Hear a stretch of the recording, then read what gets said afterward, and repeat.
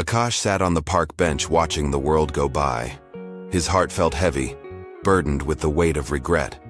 It had been 5 years since his father passed away, and not a day went by when he didn't wish for one more conversation, one more hug, one more chance to say, "I love you, Dad."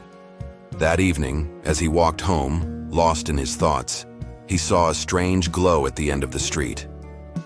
As he stepped closer, the light engulfed him.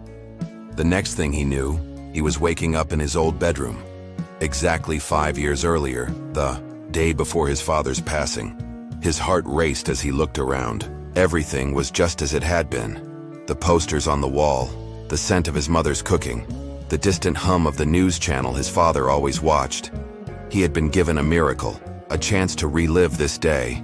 Instead of burying himself in work and dismissing his father's usual morning chatter, he sat with him at breakfast, listening intently to every word. He asked about his childhood, about his father's dreams, about things he had never taken the time to ask before. They spent the afternoon together, walking to the local tea shop where his father loved to sit and chat with old friends.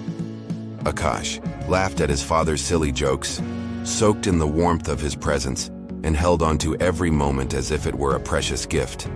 They talked about life, about love, and about the little moments that made life beautiful. His father, in his usual wisdom, spoke about kindness, about taking risks, and about never holding back feelings of love for the people who matter.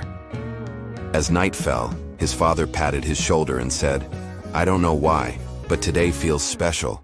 It's been a long time since we spent a day like this. Thank you, Beta."